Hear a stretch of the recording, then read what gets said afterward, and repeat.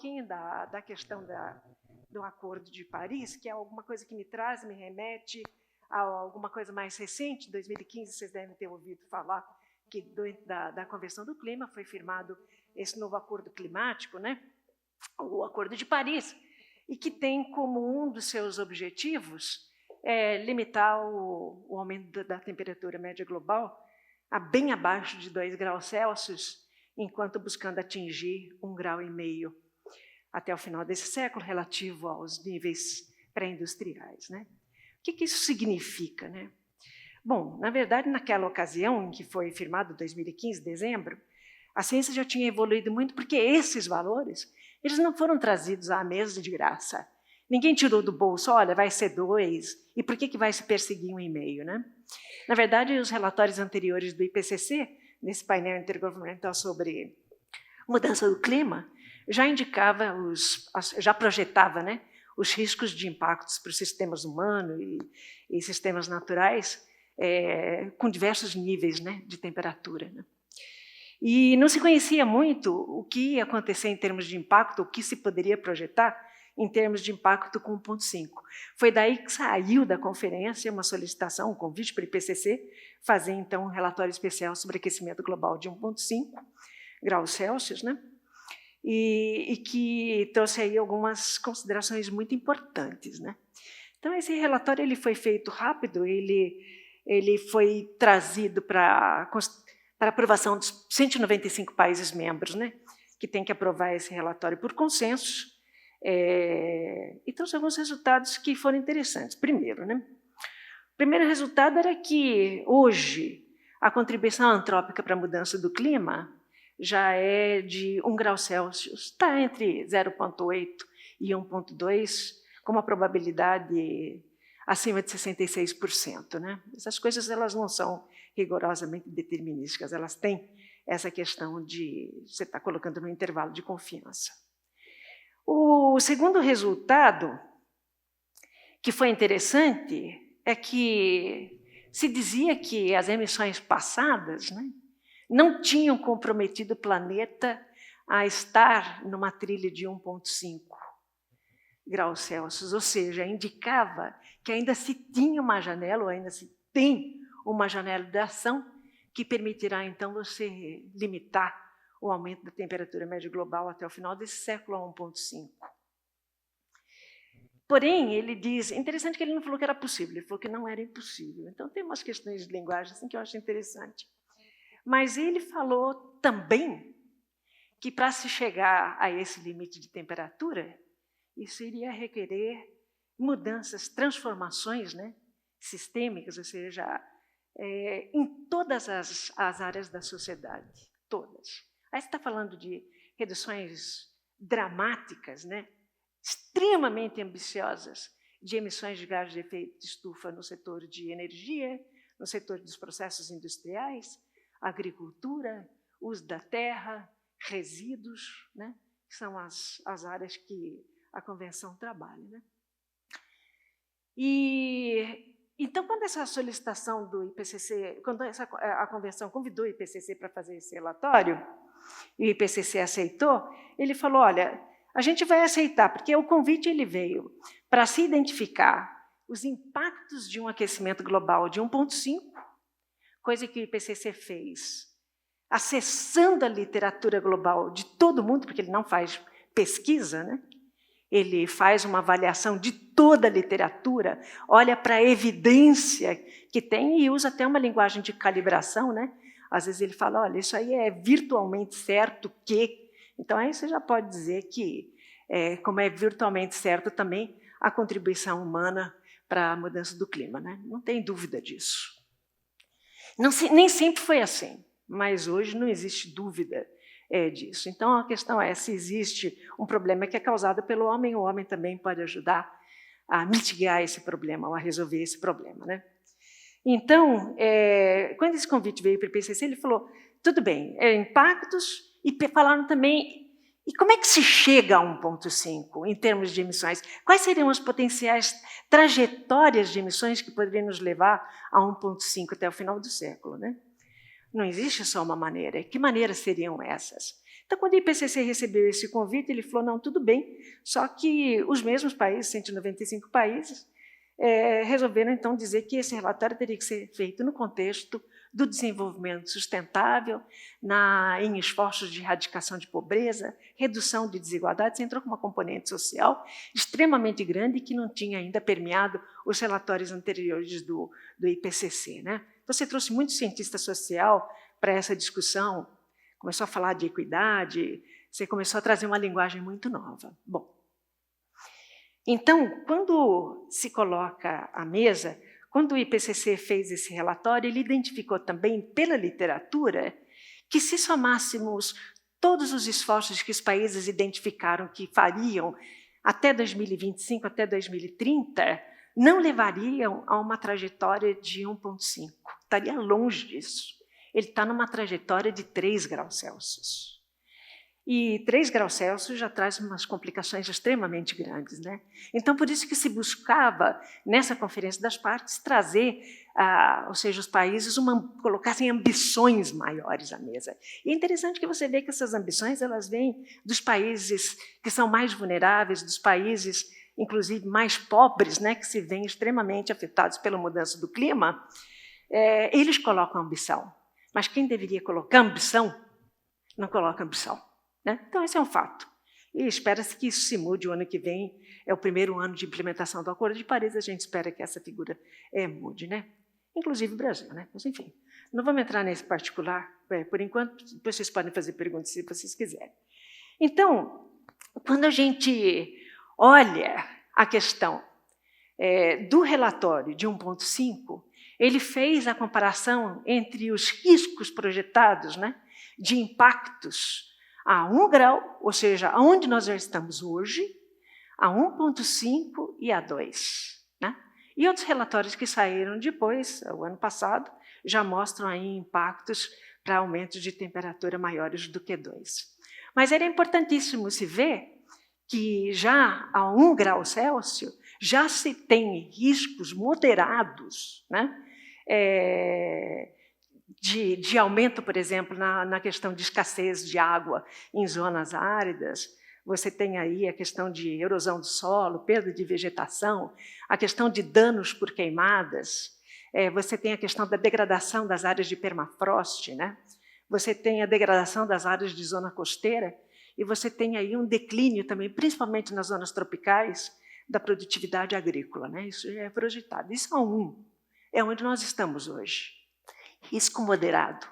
Quando você vai para 1,5, alguns desses riscos já se tornam altos, né? Principalmente a questão de danos por queimadas, a questão de escassez de água nas regiões áridas, a questão do derretimento do permafrost e, particularmente, a questão da questão da insuficiência ou a irregularidade na questão da produção de alimentos. Né? Ou seja, você poderia ter aí uma questão de insegurança alimentar.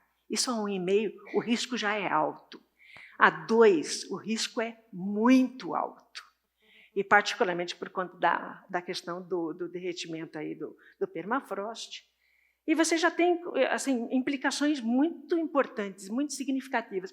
Para mim, o que mais assim, provocou uma diferença grande entre 1,5, por exemplo, e 2, é a questão da elevação do nível do mar. E a elevação do nível do mar ela vai continuar independentemente de a gente parar todas as emissões hoje. E antes a gente falava muito que esse aumento do nível do mar era por causa da questão da expansão térmica. Hoje, além da questão da expansão térmica, você tem uma contribuição que é a questão do derretimento das mantas de gelo na Groenlândia, na Antártica. Então, esses 2 fatores estão fazendo, então, com que a elevação do mar continue por centenas de anos. Ela vai levar muito tempo. A 1,5, você prevê que você teria um aumento do nível do mar 10 centímetros menor do que a 2 graus Celsius. Né? Isso exporia mais ou menos uns 10 milhões de pessoas a serem menos, né, a serem expostas, né, a esse aumento do nível do mar, que traria a questão de deslocamento, permitiria muito mais que elas tivessem tempo para adaptação, né, a essa mudança do clima. Enfim, então essa questão, o IPCC levanta muito bem, né? E transformou, inclusive, em 3 sentenças muito simples, né? A questão desse relatório de 1,5 ponto, que chegando-se à conclusão que cada grau, né, de aquecimento conta, cada ação conta, e cada ano de demora conta. Né? Isso pegou muito, foram 3, né, sentenças muito simples que pegaram extremamente assim, e universalmente. Né? Então, se a gente olhar assim, sobre esses aspectos, a gente vê que um aumento maior de temperatura acima de 2 poderá levar já à irreversibilidade de diversos eventos. Hoje, por exemplo, se você pegar a questão dos corais, os corais são, acho que, o exemplo mais simples que a gente tem. Os corais hoje eles já estão altamente comprometidos, altamente comprometidos. A 1,5, você vai ter um adicional 70% a 90% de perda. A 2, você já está levando a uma quase perda das espécies, de grande parte das espécies, não vai sobrar quase nada. E acima disso, você já realmente perdeu. Então, você faz essas projeções, né, levando em consideração como é que o futuro poderá se evoluir, mas a situação realmente ela é bastante dramática. Bom, quando a gente fala de caminhos para se levar, então, a 1,5, a gente vê que há formas de você chegar lá, como eu já comentei com vocês, né? Ou seja, ações, transformações sem precedente em todas as áreas. Eu nunca vi tão forte a questão também de transformações no comportamento humano. Ou seja, se voltou muito para uma questão de observação de dietas menos intensivas em carbono, consumo menos de baixo carbono, ou seja, se trouxe também a responsabilidade para cada indivíduo, né? Coisa que já era feita no passado, mas dessa vez ela ficou muito mais incisiva. E é claro que quando a gente fala, então, dessas trajetórias para 1,5 e todas essas transformações que eu comentei com você, inclusive a descarbonização, ou seja, as emissões de CO2 serem zeradas em aproximadamente 2050, e as implicações disso, principalmente para o setor de energia, né, que fazem agora as empresas de óleo e gás tremerem nas bases, né, ou seja, como é que a gente vai zerar? A gente entende que, necessariamente, você pode ter emissões de CO2 ou de dióxido de carbono que sejam residuais, porque nem todos os setores vão conseguir eliminar essas emissões. Para os outros gases de efeito estufa, como o metano, né, muito importante para o Brasil e outros países aí na agropecuária, óxido nitroso, você também considera reduções muito significativas desses gases, mas não necessariamente chegando a zero, porque vai ser impossível que eles cheguem a zero. Mas o CO2 é esperado a chegar a zero. Então, e como é que se chega lá? E como é que se trata a questão do residual? Aí que vem essas questões das potenciais trajetórias, né? O IPCC ele fala que essas transformações elas têm que ser rápidas. Elas têm que ser rápidas. E por quê? Porque justamente você evitaria, né, essa questão, ou diminuiria muito essa questão dos eventos extremos que estão aí considerados em termos de maior frequência, maior intensidade, que para muitas nações, principalmente aquelas que vivem nas zonas mais baixas, nos deltas, nas zonas costeiras, esses que têm muito mar ali por perto, esses países, muitos deles já estão pensando em adaptação como migração para outros países. Né? Para eles, é emergência climática. É emergência climática. Para o Brasil, não foi. O Brasil não aceitou que a palavra emergência climática fosse colocada nas negociações da COP25. Porque ele entende que se isolou, não é? Não se isolou, não foi o único país que não aceitou, mas se mirou muito, de uma forma muito individualista, sem entender que essa emergência climática está muito relacionada à vida e à manutenção da própria soberania, né, de muitos países. Né? Então, isso aí foi uma questão assim, muito, muito importante. Para finalizar, se considera que alguns dessas trajetórias, para você poder zerar essas emissões de dióxido de carbono em cerca de 2050, você talvez tenha que fazer recursos, né, do que a gente chama de emissões negativas. Ou seja, a questão da bioenergia, com ou sem captura e armazenamento de CO2, né, em sítios geológicos oceânicos, é considerada uma forma que pode ajudar não só a mitigar a mudança do clima, mas você também compensar essas emissões residuais de CO2.